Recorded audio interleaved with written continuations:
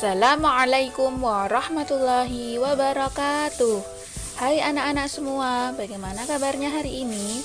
Semoga anak-anak semua selalu dalam lindungan Allah Subhanahu wa taala. Amin. Sebelum kita belajar, marilah kita berdoa terlebih dahulu. A'udzu billahi minasyaitonir rajim. Bismillahirrahmanirrahim. Raditu billahi rabba wa bil islami dina wa bi Muhammadin nabiyyan wa rasula. Rabbi zidni ilma warzuqni fahma. Amin ya rabbal alamin. Anak-anak semua, hari ini kita sudah memasuki tema yang kedua atau pelajaran yang kedua. Senangnya belajar surat An-Nasr. Yuk kita simak terlebih dahulu surat An-Nasr. Bismillahirrahmanirrahim. Idza jaa nasrullahi wal fath wa ra'aitan nasa yadkhuluna fi dinillahi afwaja.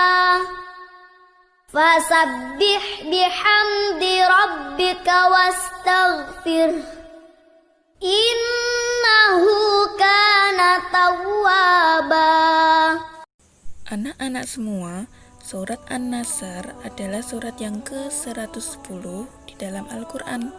Surat An-Nasr terdiri dari 3 ayat.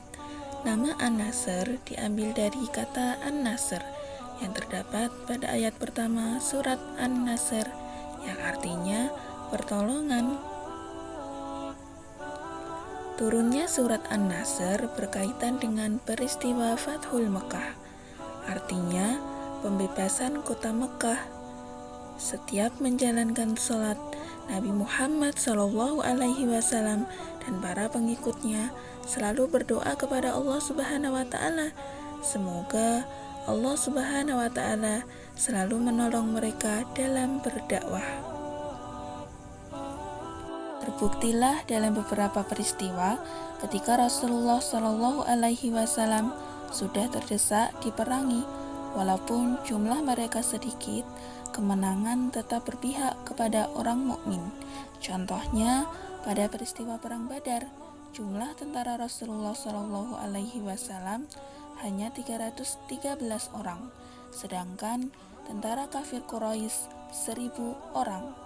Pada saat perang berkecamuk, Allah Subhanahu wa taala menurunkan bala tentara berupa malaikat yang tidak diketahui oleh orang kafir, sehingga memperoleh kemenangan.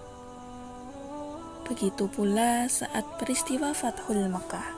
Kota Mekah yang dikuasai oleh orang kafir berhasil ditaklukkan tanpa perlawanan.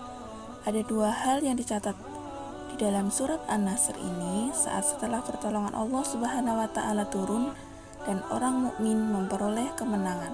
Pertama, orang-orang kafir berbondong-bondong masuk Islam karena Allah Subhanahu wa taala memberikan hidayah kepada mereka.